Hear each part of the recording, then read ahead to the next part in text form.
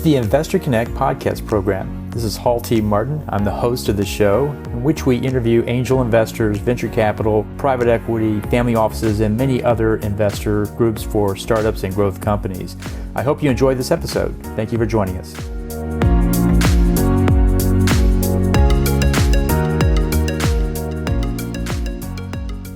Well, hello, this is Hall Martin with Investor Connect. Today we're here with Paola Torre, who is a translational scientist and investor working at the intersection of biotechnology, venture capital, and healthcare innovation. She serves as a venture partner of Aquilas Ventures and as a board member of Life Science Angels, one of the most respected angel groups in the U.S. focused exclusively on life sciences. With a PhD and hands-on R&D experience at BioMarin Pharmaceutical, working on fibrosis, neurometabolic disorders, and cardiovascular disease, Paola brings a deep understanding of how therapies move from the lab bench toward the clinic. Paola, thank you for joining us. Thank you so much, Hall. It's a great pleasure for me to be here today and describe the work that we are doing at Life Science Angels and how as PhD scientists I move from the bench to investing. Well, that's great. So let's talk about the investment focus of Life Science Angels. How does the group approach early stage life science investing, and how is it different from other angel networks? Yes, so as you mentioned, Life Science Angels is an angel investment firm investing exclusively in early-stage life sciences companies.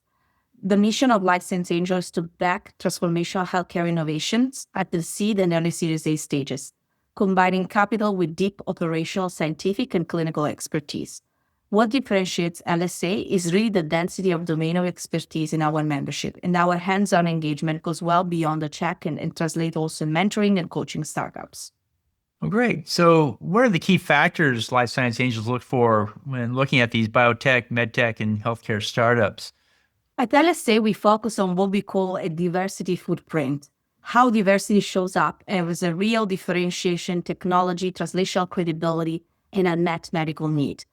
Early data matters, of course, but just as important is whether the science can realistically translate into a viable development path. And that depends heavily on the quality of the team. We also spend a lot of time pressure testing assumptions such as IP, regulatory strategy, and development timelines. Increasingly, we also value companies' ability to secure strong research or product development partnerships with pharmaceutical companies. I want to add that this is really one of the key factors that we are evaluating during the last year, the 2025, and is going to be very predictive also of the success of many companies during 2026. Great. So there's a lot of new technologies out there. Which technologies or subsectors do you think are going to be the ones that define the next decade of life science investing? Sure. I'm particularly excited about next generation therapies, especially gene and RNA therapies. In general, precision medicine approaches and AI-enabled biological platforms that can improve development efficiency across discovery, clinical trials, and manufacturing. I'm also very interested in innovation in non-animal model system, particularly human iPSC-derived organ models. And while I don't believe that the AI alone will deliver the next generation of therapies, I do think that tools that shorten timelines, improve target validation, and de-risk clinical translation will ultimately define the next decade, and that can truly bring new therapies to patients. Well, great. So you're in an angel group. How can angel groups effectively support companies that require long development timelines and greater capital needs than what they can provide? Well, in capital-intensive areas like biotech, angels play a critical de-risking role. At LSA, we help companies reach early inflection points, whether technical, regulatory, or strategic, so they can engage institutional capital from a position of strength. Well, great. And so what separates the successful life science founders from those who struggle to find scale? What we consider the strong founders are the ones that combine scientific rigor with coachability and strategic curiosity. Once we start due diligence, we really value founders who are communicative and transparent and who actively facilitate the process. The ability to listen, adapt, and build a complementary team is often more predictive of success than having all the answer at the start, such as all the data, all the relationship with companies. What we really want is really to find trustworthy and transparent founders. Well, sure. In the early days of these startups, it's all about the science and the technology working and proving it effective. but later, the company must go to market in some cases and generate sales and revenue. And so, how can investors help the founder make that transition from an academic or clinical researcher to, a market-ready CEO? So, as an academic myself, I spent many years in academia. One of the biggest challenges for a researcher or for a founder coming from academia is really translating academic excellence into clear product visions. Investors can really help founders think early about target product profiles, clinical endpoints, and commercial relevance without diluting scientific integrity. More recently, another gap we often help fill as angel investor is the transition from non-dilutive funding to angel and venture capital. We see many founders who are rock star at securing non-dilutive funding, but then struggle to attract private capital. Our role is to help prepare them to be more compelling to venture capitalists and pharmaceutical partners. What are the key skills you like to see form in a CEO as you invest in them? Typically, they have very strong technical talents, but what business talents are you looking for? We definitely look for business talents that has a proper background. I mean, previous founders or seasoned entrepreneurs are definitely like the type of business figures that we really appreciate the most. But we also expect the CEOs are not only able to sell or not only able to do successful fundraising, but they're also able to really deeply understand the technology and the science so that they can answer promptly to our questions. Well, great. Well, how does Life Science Angels partner with other investor groups such as VCs and strategic players? License Angel is a highly collaborative group. We frequently syndicate with other angel groups, early venture capitalists, and strategics. And we view those relationships as additive. Strong syndicates improve governance, increase follow-on confidence, and ultimately benefit the founders. Does Life Science Angels lead the deals and price the rounds, or are they more often just doing convertible notes and safe notes? I mean, License Angels mostly focus on follow-on investments and appreciates convertible notes and price rounds. But we always try to have conversations with our founders and our companies in order to negotiate a deal that is convenient for us and for them. Well, life science investing is becoming much more prevalent today than it was. There's many more startups, much more money going into it. And so we see a lot of tech investors and consumer investors coming into it. How do these investors, should they think about the technical, regulatory, and market risk at the angel stage? What should they be looking for? What they look for is really risks management. So risk in life science is inevitable, but can be understood as structure. At the angel stage, for example, we focus is really on identify the right risk, those that can be addressed with capital and execution versus fundamental scientific or regulatory dead ends. That's also why we discipline on valuation. Taking excessive valuation risk early can create unnecessary dilution down the line and ultimately hurt both the founders and their investors. So definitely we require that the companies that apply to us, they really have a clear idea on their pre-money valuation so that we can really start a great relationship. Okay. So what guidance would you give investors looking to get involved in healthcare and biotech, especially if they don't have a domain expertise? What do you advise them to do? Life Science Angel is definitely a group that lean on expertise, but you don't need to be a scientist or a technologist in order to be part of our group. Joining a group like Life Science Angels allows new angels to learn to structure diligence, exposure to experienced operator, and collective decision making. So definitely, even if you are not a scientist by training, but you're just curious about life science, we encourage you to join our group because we provide you also the tools to make better informed decisions on investments. One of the biggest concerns I hear from first-time investors looking at life science deals is the potential for dilution. The follow-on rounds are going to be very large and, to pay for the clinical trials in many cases, and they worry about that. Is that the main concern, or how should we look at that follow-on funding? I mean, we generally also follow companies through the rounds. We participate also in Series A. There have been some cases where we also participate in Series B. But what is important is really the phase where we enter into the deal.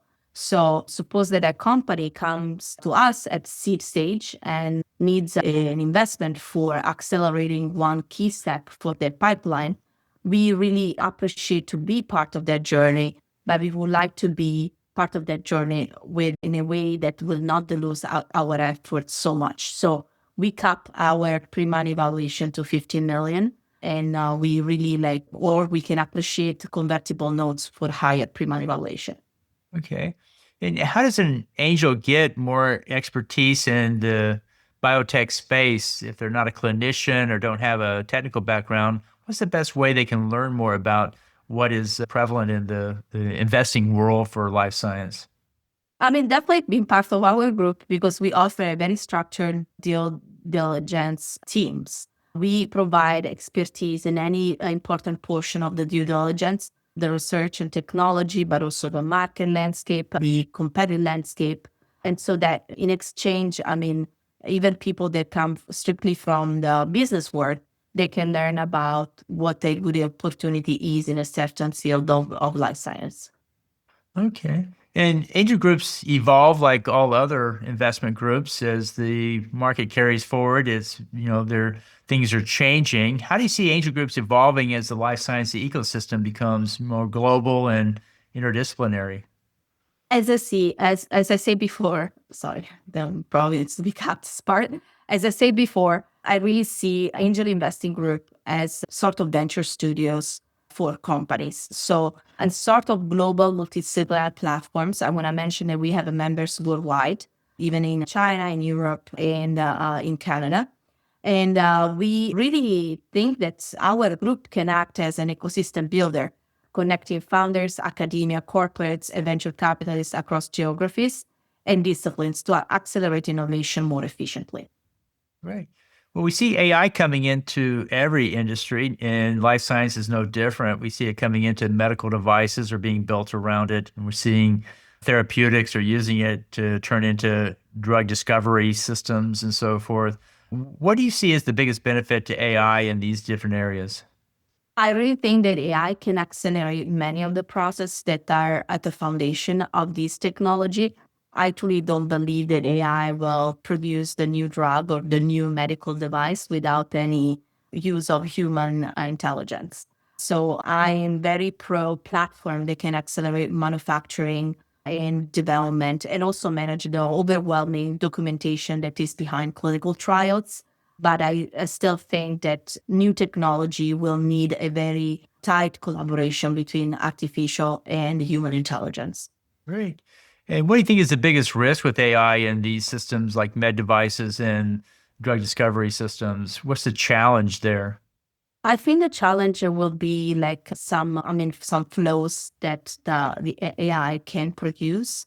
In one of the main limitation is the fact that sometimes AI algorithm or machine learning protocols, they don't include internal standards. And we are in the scientific world, like either is like intended for therapeutics or for medical device require constant standardization, constant control. So, I mean, it's definitely something that innovators can work on, like the creating like AI internal standards, but then needs to be really well defined, and in order to be predictive of the success of certain technologies. And how do you see the FDA approaching AI? Are you seeing them take an aggressive stance, or you think they're more permitting and letting people try things out? I think that the FDA, I was recently at a conference organized by UCSF CERSI, and I think the AI is among the priorities of FDA together with other important verticals. But AI is conceived by FDA as a way of like mostly accelerate development more than really like replacing human intelligence and replacing like all the the factors that contribute to the innovation of a therapeutic or the innovation of a medical device. Okay. Well, great. Well, in the last few minutes that we have here today, what else should we cover that we haven't? I think that is pretty like comprehensive. Let me think about it. Maybe at the start, I should specify that we invest just in companies located in the United States. Because I got reached out by many companies coming from other places in the world, and we don't invest in them. But our membership covers different countries, but it's exclusively for life science in North America. Are there any other restrictions or requirements? Do you invest in safe notes, convertible notes? Are there any limits on valuation or anything else that limits? The limit is on valuation. I kind of mentioned, we invest just on companies that had a cap of 15 million. We are open to convertible notes in case like the pre-money valuation is 20 million, for example. And of course, to price rounds. But it doesn't make for us any sense to invest in something that is 30 million, 50 million, because then it's going to be very diluted. But what I can really say is that we have 47 portfolio companies, and many of them we follow on also in the other rounds, like the Series A, the Series B. So we provide also coaching and network to the existing companies. And the group is 20 years old, and I originally had 1 or 2 companies in portfolio. Of course, like in 20 years, as you can understand, there has been a lot of evolutions in this company. So now the current number is 47. And so other things that I can share is like that in 2025, we received 647 applications, and we got to see 111 deals, and we funded 5 deals. So just to give you an idea of how narrow is the funnel. Absolutely. It's very, very high quality deal flow you have there. So appreciate you sharing that with us today. How best for listeners to get back in touch with you? Definitely my LinkedIn is a good way, and get in touch there. And I'm pretty responsive and already open and keen to meet new founders and interact with the innovative technologies. I have a passion for therapeutics, so I really encourage therapeutics company to reach out. And yes, let's stay in touch. Great. Well, we'll put your contact details in the show notes. I want to thank you for joining us today, and we hope to have you back for a follow-up soon. Thank you. Thank you so much. Investor Connect helps investors interested in startup funding. In this podcast series, experienced investors share their experience and advice. You can learn more at investorconnect.org. Halty Martin is the director of Investor Connect, which is a 501c3 nonprofit dedicated to the education of investors for early-stage funding. All opinions expressed by Hall and podcast guests are solely their own opinions and do not reflect the opinion of Investor Connect. This podcast is for informational purposes only and should not be relied upon as a basis for investment decisions.